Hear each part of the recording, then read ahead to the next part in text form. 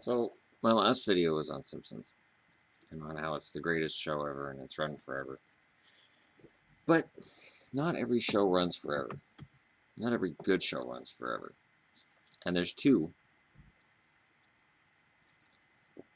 that I would like to bring up today because I enjoyed both shows, and when they died, I was upset. I have both seasons of the show Reaper. The fact that I could say both seasons of this show is criminal. Reaper was a show about this wonderful, perfectly fine, normal kid in a red hoodie here who is asked to reap souls for the devil. And it is one very entertaining, very entertaining show. Sam, Brett Harrison, is a slacker whose world turns upside down on his 21st birthday when he learns that his parents sold his soul to the devil, Ray Wise, who is amazing as the devil. Forced to be Hell's bounty hunter, Sam, with the aid of his goofball friends, must track down evildoers and send them back where they belong. And then it just gets further from there in terms of it's one crazy show. I don't know where to start with what's good on this show, except to say it's all good on this show. If you're a fan of Rookie Blue, or were a fan of Rookie Blue, Missy Peregrine started out on here. And I know right away I was like, wow, she is stunning. And then I tried watching Rookie Blue, and I just couldn't do it. I was like, oh, it's one of those, I can't watch a pretend soap opera. There's a lot of TV on right now that's a soap opera, and they lie, and they pretend it's not a soap opera so that people will keep watching it because nobody watches soap operas anymore. But Reaper's a show that when it stopped, it honestly had so much more potential than what was realized, and it's too bad. It's really too bad. Now, oddly enough, this is a series that I own both seasons of, and it was never meant to last very long because I think this was an ABC program. The network, regardless who produced it, the network totally misjudged the fan base. V, the miniseries in The Final Battle, huge, very popular shows. The series was not popular. The series was the opposite of popular. The series,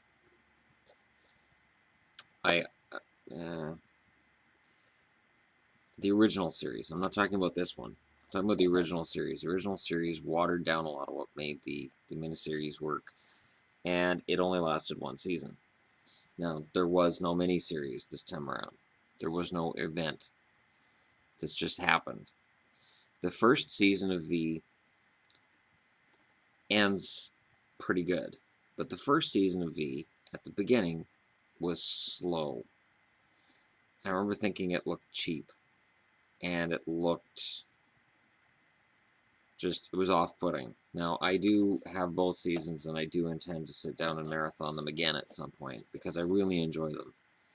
Because once season 2 hits, the show is rolling. And at the end of season 2, there were some amazing cliffhangers that'll never get resolved. Now, if this had been on Space in Canada or Sci-Fi in the US, I really think it would have had a 5-year run. And it's funny because that, of course, is the girlfriend from Deadpool. That's Lee from Gotham. And, of course, a lot of people would know her from Firefly. Gorgeous. Didn't like her at all in this show. Couldn't stand her. Which shows how well she played Anna.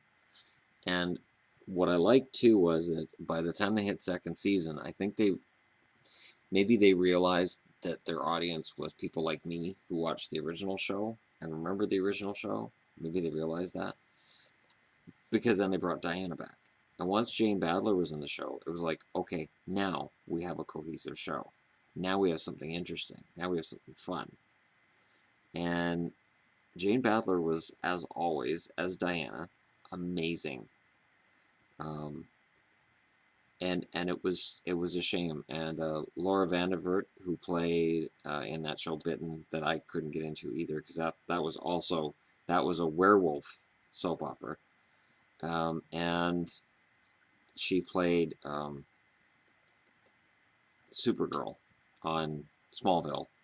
She was in this and played actually a very complicated role. It started as very simple, like, we are the bad guys, you are the good guys. That's it. And then by the end of season 2, there was a lot of graying going on. What made the original show V work so well, and I have the original series and I have the original miniseries from the 80s in my DVD collection as well, what made it work was that gray area. Some of the humans working with the visitors, some of the visitors working with the humans.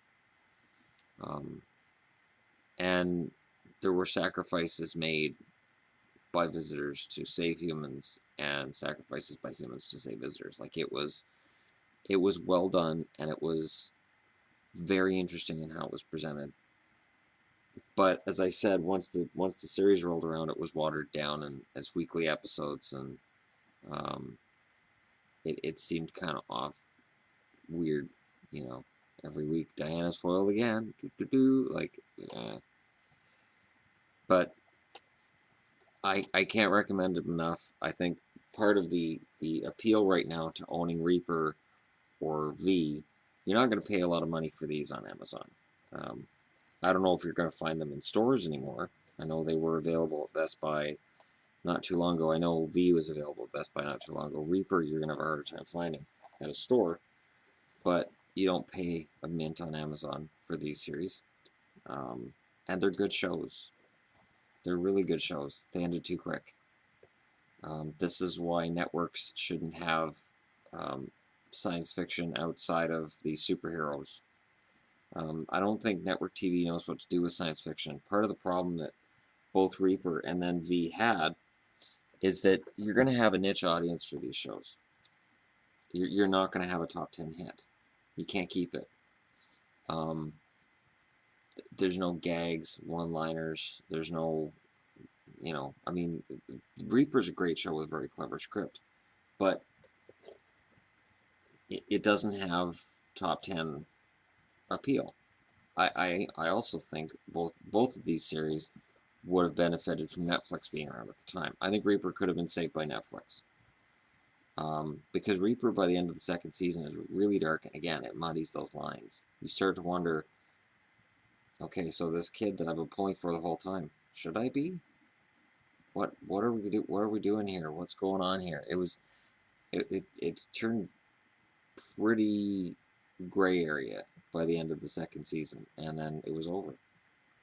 Because networks, it's all ratings. And one thing I like about Netflix, and one reason that I cannot recommend certain Netflix series enough, and I may do a video on Netflix series I recommend as well. Jessica Jones is an automatic. But for me, the thing about Netflix that's good is they don't talk about ratings. They go, okay, we've got X amount of people that have subscribed. We're streaming this show. It's got this amount. Okay, and they don't really release a lot of that data, and I'm glad. I pay them $10 a month, so they provide me with content, and I choose what I'm going to watch. And if I like a show, it's kind of nice to know it won't necessarily get canceled. And Netflix is hopefully going to mean that shows like this are saved in the future. I guess we'll see how many they're willing to save. I know Arrested Development has been kind of critically panned for them bringing that back, that it's not as good as it once was, but it wasn't going to be. I was never an Arrested Development fan anyways, but I could understand why Netflix wanted to bring it back, and I could understand why people didn't like it when it came back. But anyways, my recommendations are V and Reaper. If you have any shows that you don't think lasted long enough, that are available either through Netflix or through Amazon, those kinds of things, by all means, throw it up in the comments, and hope everyone has a good day. Thanks for watching.